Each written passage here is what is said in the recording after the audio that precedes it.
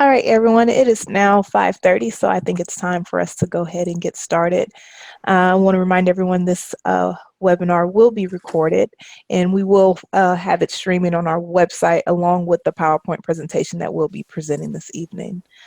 So welcome everyone for joining us. My name is Christina Crawford, and I'm here along with Alan Anton, and we are both Associate Directors for the Rice Office of STEM Engagement, and we're going to be presenting a little information to you about how you can receive assistance for your classroom after Hurricane Harvey has left us all with a great need in our area. So thanks for the introduction, Christina. What we've noticed in our office is that, and just talking to a few people, is that there's a lot of different things out there for teachers that teachers aren't necessarily privy to understanding exactly what things are there. So over the past few weeks, you've returned to work after Hurricane Harvey, and this event really could impact students emotionally and their academic well-being. So studies show that teachers can help children cope with disasters by providing support, stability, and routine, as well as the space to process their trauma. To prepare for your return to normalcy, we've compiled a list of resources to help educators deal with the financial burden of returning to your classroom to a place that students can recognize and feel comfortable in. So what you're going to be getting over the course of this brief webinar is just a list of resources and places that you can apply for different grants and programs to assist you in getting some financial support for your classroom. Okay. Very good. So the first resource that I want to share with you is called Donors Choose. You've probably heard of Donors Choose before. It's been around before the storm, and it's going to be around for a long time. And this is a crowdfunding source where individuals can donate to particular teachers based on a project that they base. But currently, there's special funding that's been set up to assist teachers that have been affected in the areas affected by Hurricanes Harvey and Irma. So if you were to go to the website, which is donorschoose.org, you would have to create a free account. And I'm going to show you what this website looks like. And you would have to, and there's a couple of different guidelines in order to make a profile on this site. One of those guidelines is you have to be an actual classroom teacher. So you can't be a school administrator, you can't be a teacher's aide, or you can't be a teacher's assistant. You have to be the direct teacher of the classroom. And they just want to know a little bit about why you want help for your students and what exactly you want. So what is your project and what will your project do? So on this site, you can request resources such as technologies like iPads, calculators. It can be simple things from pencils and pens and paper, or it can be more elaborate things like I want to take my kids to Washington, D.C. to learn about something. So anything that you can think of, there are people who are willing to help you get funding for that. So you would just create a profile, create a very short project, and individuals will donate money to you based on the project description that you create. And what's really great about the resources that are available for in the areas of where Hurricane Harvey and Irma have been impacted is that they're having match offers right now. So say not enough people donate to meet your full needs, the individuals and different partners and Donors Choose will match whatever donations are being made. So you're basically, for every dollar donated, you're actually getting $2 donated. And so that's one of the easier ways to request funds is donorschoose.org.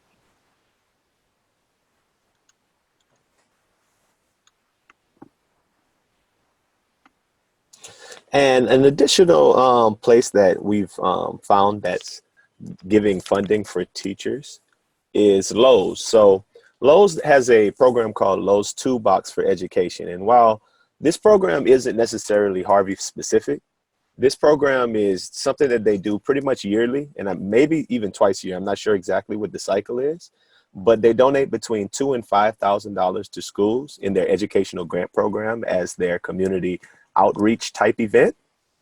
If you were to go to toolboxforeducation.com, and we can pull that up now, you'll notice that they're giving between $2,000 to $5,000 to schools. That's from any K through 12 public or charter schools, or even to teacher parent-teacher groups. They're going to be donating these funds to about 1,000 different schools, as many as 1,000 different schools per school year. So like I said, that'll probably be about, I think, 2 cycles per year.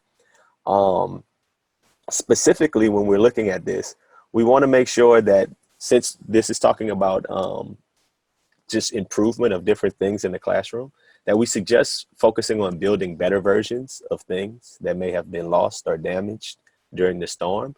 So maybe finding something that was lost or damaged during the storm and thinking about something that you can do to improve what was existing before then. Something that's important to recognize: on the right-hand side of the screen, you'll notice that for this fall deadline, it's September the 29th. So that's pretty pretty close, right around the corner. And but they also have another caveat that after 1,500 applications are received, the application deadline will close for this particular time. So you want to get those applications in as soon as possible. It's just as easy as going to, at the top of the screen, if we can go back to the top, there's a link that says how to apply. And when you click there, they give you the 4 steps towards the application process. In that, you're going to have to give your school name, your school address, and school phone number.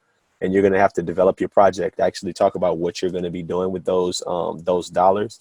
We're pretty confident that if it's something hurricane related and something that we feel that you feel as though it's going to be an improvement, Lowe's being a construction type place, we feel like that's a good place to try to get some projects out there and some things that you can try to get for your classroom. So another place, obviously, is the Lowe's Toolbox for Education.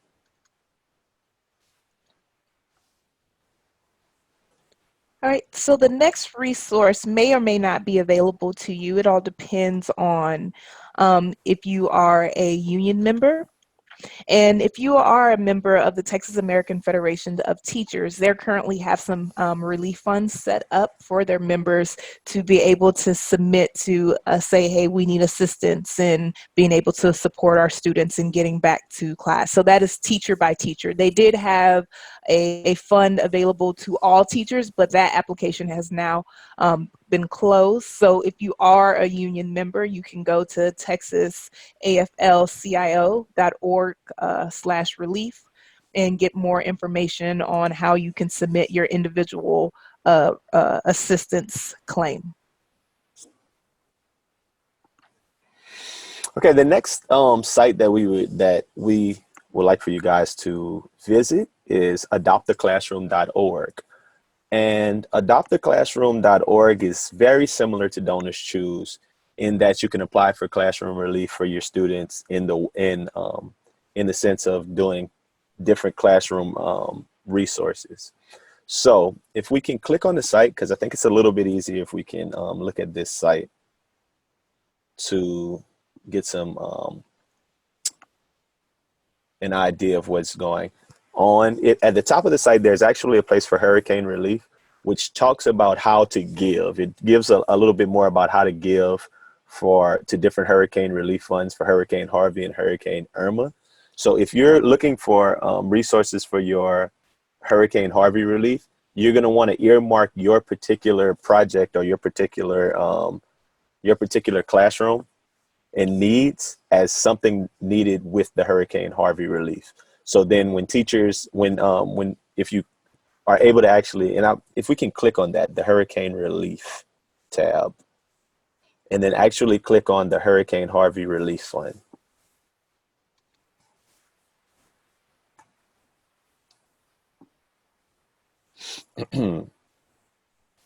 So as you can see, you can actually donate specifically to Hurricane Harvey through through the site. But if we scroll down a little bit, you can start to support individual fundraisers, and you can find fundraisers that are specifically earmarked for Hurricane Harvey.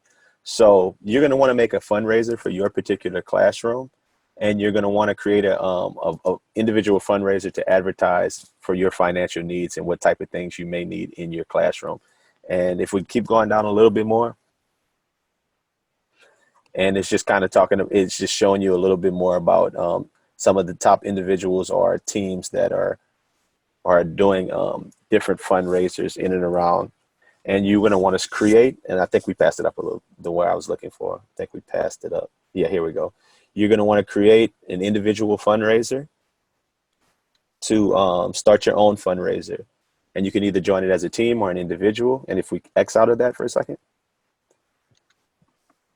is your support teachers and students hit by Hurricane Harvey by asking your friends and family to donate to your fundraiser. So it's the same kind of a concept, a little bit different of a site, but the same kind of a concept. We had an additional link actually on that Adopt a Classroom slide, and we're going to go back to that. And these are just specific tips to get 7 fundraising tips to get funded on adoptaclassroom.org. And they tell you different things that you can go about to make your application a little bit more appealing. You want to set some realistic goals, embracing your inner English student, share a little bit about yourself, give pictures. Pictures are always an important thing. If you want to get with your colleagues and create a team and do a team fundraiser, you a lot of times can raise money a lot better in that way by having a team fundraiser.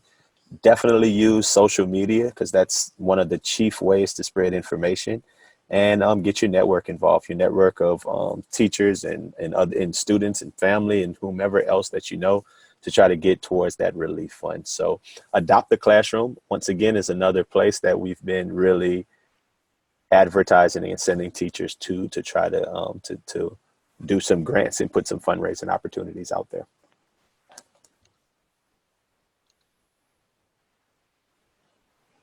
All right, so on this slide, we just have a couple of different additional types of resources. They are not specifically about getting funds, but these things may be things that your students might need in order to build back to a stable either environment or stable mental health. So the first one is disasters unemployment assistance. So say your child's where their parent works is no longer available to that parent, and that parent doesn't know how to reach out about getting assistance to support their income. You can go to the Texas Workforce Commission, and they have special unemployment assistance for individuals who've been affected by Hurricane Harvey. And so it doesn't go by, were you fired or did you lose your job or did you quit your job? It's basically based on the area that you live and, can you support your family at this time after the disaster?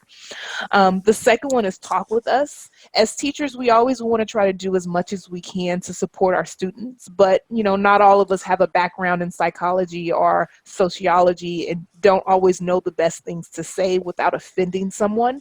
If you feel like your students might need a deeper connection with someone, with a professional, they can call the stress hotline, which is at 1-800-985-5990, or they can even text if they don't actually want to speak with someone, just to get some of that stress off of them and relieve their shoulders in a non-threatening environment. And this last one, since we've been surrounded by a lot of water, there's been a lot of, we have higher chances of flu, there are more mosquitoes in the area. So we want to make sure that our vaccinations are up to date. One of the things that HEB is doing right now is providing free tetanus shots for anyone in the Gulf Coast and Houston areas. So you can click on this link and it'll give you a list of stores and the times when they're able to provide those vaccinations. This just has to be one of the HEBs that actually has a pharmacist, not just a pharmacy technician on call at those stores. And one other thing that we found really appealing, and this is something we stumbled upon that I thought was really interesting to maybe to share with you guys, was Drive Savers is offering free data recovery services to people who have lost files due to water damage in Hurricane Harvey. And if you were to go to that site and actually click on it, they've actually extended the deadline, but only until the end of this week, until the 22nd. It's something that you really might want to spread the word about. They're announcing free data recovery to Texas residents who were impacted by Hurricane Harvey in the form of actually like phone and computer data. So if you lost any kind of phone data, like your phone got wet or any kind of computer data, they're offering in hard drives, they're doing free data recovery up until Friday. So I know a lot of people were talking about losing services in that regard. But if we click at the top on data recovery and Let's see.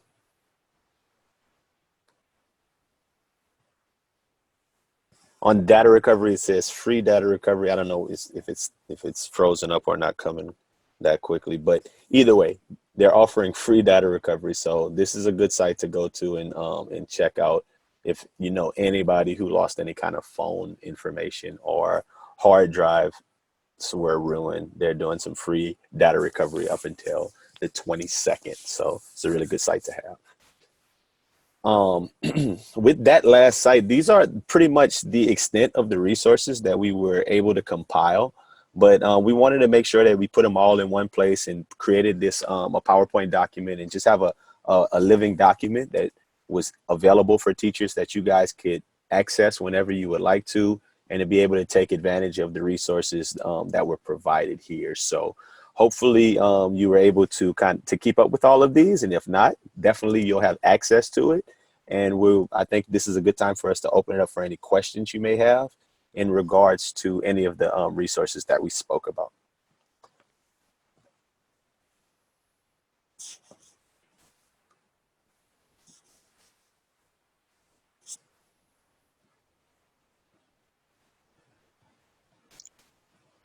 All right. Thank you, Nancy.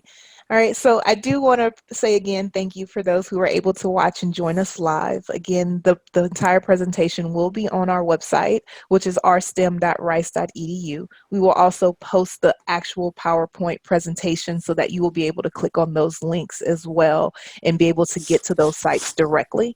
Um, that will be posted up tomorrow morning. If you have any questions, or if you watch this webinar not live and you have some information, want to ask us questions, you can always email us here. You can email myself. My email is cc45@rice.edu, or you can email our general rstem@rice.edu for questions and concerns about some of these projects that we have. Thank you, guys.